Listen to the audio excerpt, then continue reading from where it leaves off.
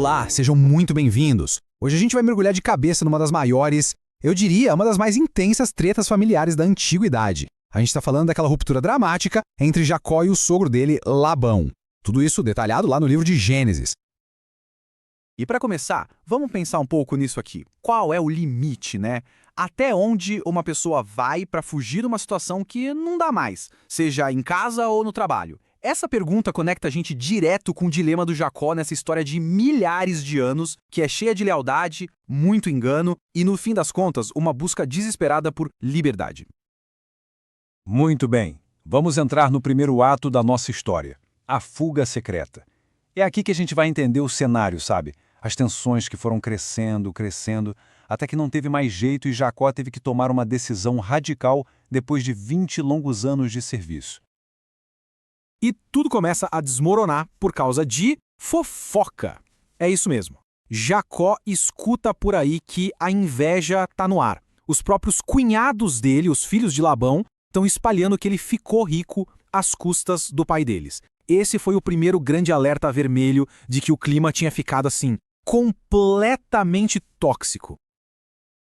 E não era só a suspeita dos filhos, não. O próprio Labão mudou da água para o vinho. Jacó percebe que a cara do sogro para ele já não era mais a mesma de antes. Aquela confiança que eles tinham, mesmo que já fosse meio frágil, simplesmente sumiu. O que ficou no lugar foi desconfiança e, vamos dizer, uma hostilidade bem clara.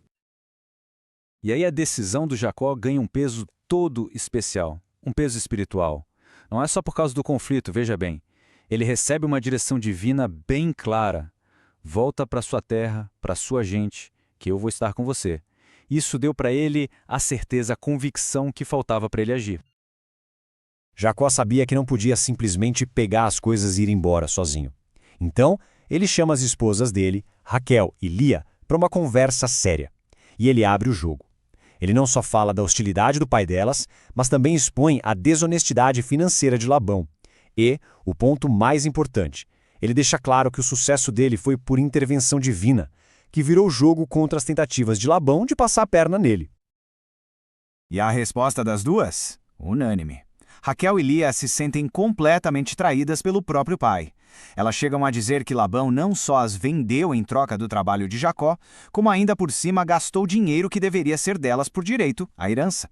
Elas se sentiam como estranhas na própria casa. Com isso, elas apoiam o plano de fuga sem pensar duas vezes.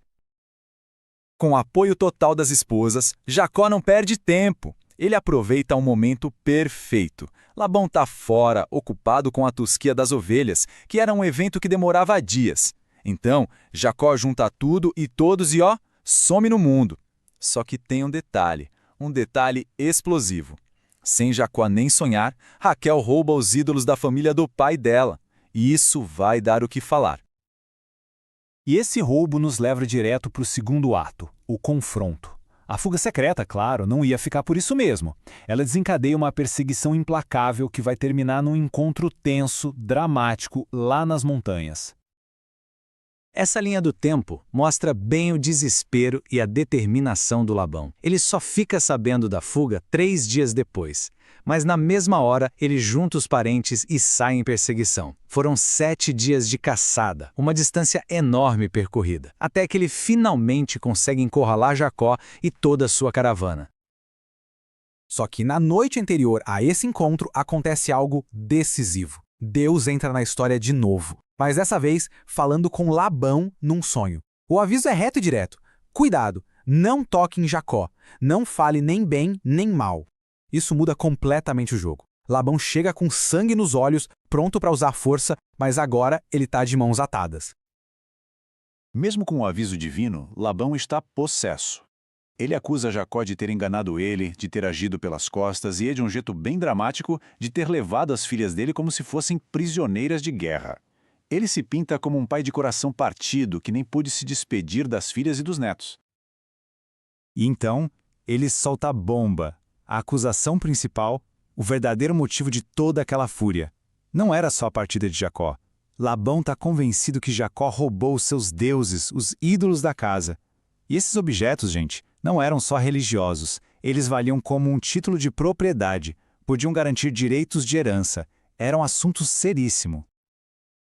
Jacó, que não fazia a menor ideia do que Raquel tinha feito, nega com toda a força e diz: pode procurar. E o que vem a seguir é uma cena de pura tensão. Labão revista tudo, tenda por tenda. Quando ele chega na tenda da Raquel, ela tem uma sacada genial. Ela diz que não pode se levantar porque está no seu período menstrual. Uma desculpa que, culturalmente, impedia Labão de chegar perto ou de insistir. O plano funciona. E os ídolos? Ninguém encontra. Com a busca dando em nada, o jogo vira completamente. O medo de Jacó se transforma numa raiva justa. Depois de ser humilhado na frente de todo mundo, acusado de ser ladrão, ele explode. Chegou a vez dele falar, e ele vai desabafar tudo que estava entalado na garganta. E Jacó começa o discurso dele com um número de muito peso: 20. 20 anos de serviço, de trabalho duro, de lealdade. Ele está prestes a jogar na cara de Labão cada uma das injustiças que ele sofreu nessas 2 décadas. O que Jacó faz aqui é uma defesa cheia de paixão. Ele detalha a integridade dele como pastor, os prejuízos que ele mesmo cobriu para proteger o rebanho, as condições de trabalho desumanas que ele aguentou e a acusação mais forte de todas, a desonestidade de Labão, que mudou o salário dele 10 vezes. Ele basicamente diz que se não fosse por Deus, Labão o teria mandado embora sem absolutamente nada. Depois dessa explosão toda, a energia do confronto muda. E a gente vai para o nosso terceiro e último ato, a resolução. O conflito chegou num ponto de exaustão e agora os 2 lados precisam, de alguma forma, encontrar um jeito de se separar de vez. Para a gente entender o que vai acontecer, é preciso sacar o que significava um pacto, uma aliança naquela época. Não era só um aperto de mão, um acordo de boca. Era um contrato sagrado selado com rituais, com monumentos e que chamava uma testemunha divina para garantir que seria cumprido.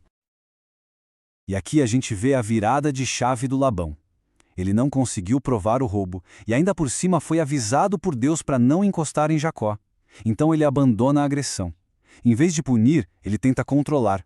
A proposta de fazer um pacto não vem de um desejo de paz, mas sim da necessidade de criar uma fronteira e garantir que Jacó nunca mais volte para incomodar. Os termos do acordo são bem claros e o objetivo é um só: separação definitiva. Eles levantam um monumento de pedra que vai servir como uma fronteira que não pode ser cruzada. Nenhum deles pode passar dali com a intenção de prejudicar o outro. E, um ponto crucial para Labão, ele exige garantias de que Jacó vai cuidar bem das filhas dele, com Deus sendo a testemunha final de tudo. O pacto, então, é oficializado com todos os rituais da época. Um sacrifício a Deus e uma refeição entre todos que simboliza que os termos foram aceitos. Na manhã seguinte, o clima já é de ponto final. Labão se despede das filhas, dos netos e volta para casa. E o que a gente tem no final é isso, uma separação definitiva. Não é uma reconciliação calorosa, cheia de abraços. É mais como um tratado de não agressão, que nasceu do cansaço e da necessidade.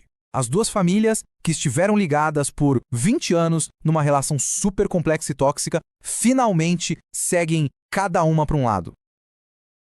E isso tudo nos deixa com uma última reflexão. Será que o que eles alcançaram foi paz de verdade ou foi só o fim da briga? Um acordo feito na base da pressão, sem perdão genuíno, pode ser considerado uma resolução real? É uma pergunta que vai muito além dessa história antiga, não é mesmo? Obrigado pela companhia nessa análise.